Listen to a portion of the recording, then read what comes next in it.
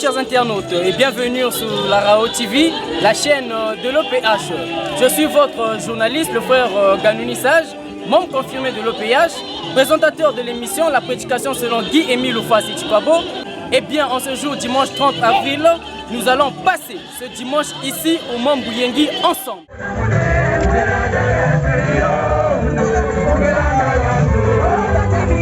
Yeah.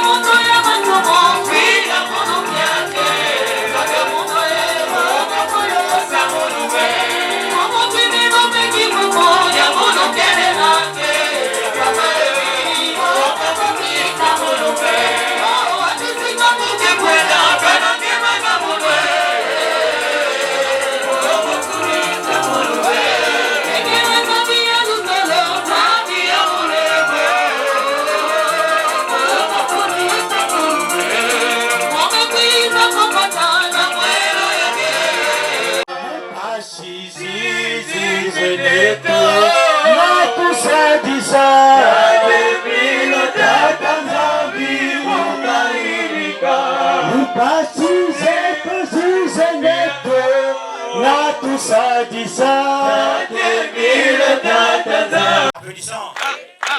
Applaudissant. Tokomi na tangui na papa Emile ke wasisaka beto nzambi wabonga. Leur bête me kuiza awa. Nous savons que le sanctuaire Yahweh est vrai ou faux? Mais prière des malades, il faut dire que tout le monde kubalu kakutala munti na kusala lusa. Parce que Nzambi ke vanda awa mais la prière des malades, il vient na côté ya munti na kusambilaka pour que yande kuwashisa be. Il envoie mani. Manita. Beto pesa mukongo kunave beto tala awa. Parce que notre Dieu vient ici. Mani, dans le guide pratique des membres, Papa Emile dit ceci. Les prières n'ont de vertu réelle que lorsqu'elles sont dites avec foi. Et par le guérisseur, et par la personne qui veut guérir. Il s'établit alors un courant d'une puissance extrême qui opère à coup sûr. C'est-à-dire, prière que Vandaka na valeur. Il y a que quoi apporter que si bête la kusambilaka na kiminu nyoso. Zambi wabonga. C'est bien que la kiminu fait ne prie pas parce que tu n'auras pas de réponse. Mani. Et par le guérisseur, c'est-à-dire dans le monde où la kusambila kasam na malade, et dans le monde qui n'a qu'un seul la pour guérir. Mani, si quelqu'un a qui mis nous fait quand tu te dis ah moi qui a diabète, tu qui n'a manganga fait, ne prie pas, ça sert à rien. Tout à fait. Nzambi wa bonge. Amunu timuke bela tonse manganga muke noya tous les jours. Prière là, bon je viens juste hein, pour que Nzambi kona kupumba munu ne vient pas prier. Parce que notre Dieu sollicite ta foi pour que tu sois guéri. Sinon, ne prie pas. Parce que papa dit, il s'établit alors un courant d'une puissance extrême. Que vous allez être guéri, mais vous aussi, ayez la foi que sinon, le courant ne va pas couler. Il y a que Simba fait, nous perdons notre temps. Pour que cette prière opère, moi je crois fermement, dur comme, comment on dit ça? Je crois dur comme fer que Ben Kekou soit l'ousaloussou. Mais Ngemoutoukéna diabète, Ngemoutoukéna tension, Ngemoutoukéna sida, Ngemoutoukéna ma bibimé, voyez, a appelé les maladies incurables. Quoi d'abord?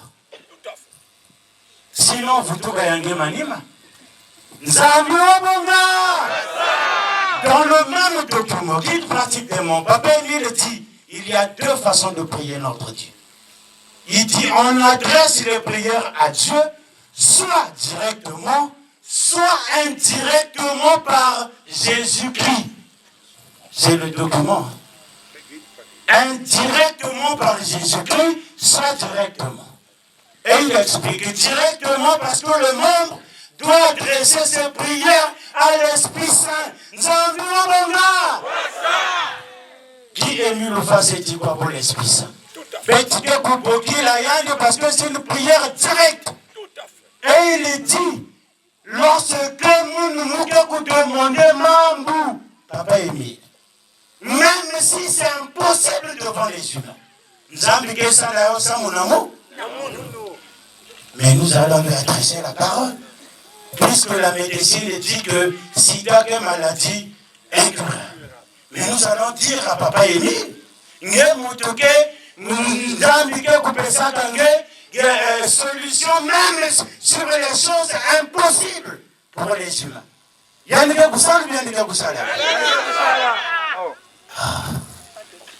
Qui est mis le face et la Bible dit, l'Esprit Saint prie en faveur des croyants, comme Dieu le désire. L'Esprit Saint, c'est qui? Dieu le Père, c'est qui? L'Esprit Saint, l'Esprit de vérité, Dieu le Père, c'est qui? Émile Louvois, il est le seul à jouer de rôle. À la fois l'Esprit Saint et Dieu le Père. Nous allons lui adresser la prière directement. Et bien, tu écoutes là, c'est bien que vous savez. Une citation chrétienne dit, le moyen le plus rapide de guérir est de se mettre à genoux et de prier Dieu. Nous allons nous agenouiller pour prier notre Dieu.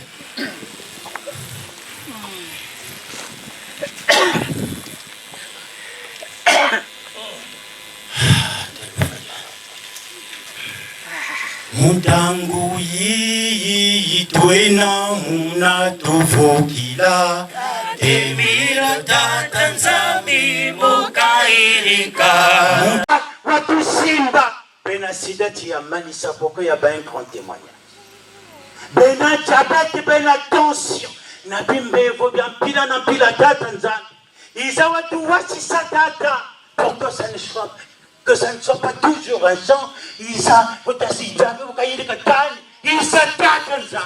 Watu wasi sanfumu, pour que vous te pela mawa, tabakati kole la tanitu. Kiki milufa sisi kwa bo, amen.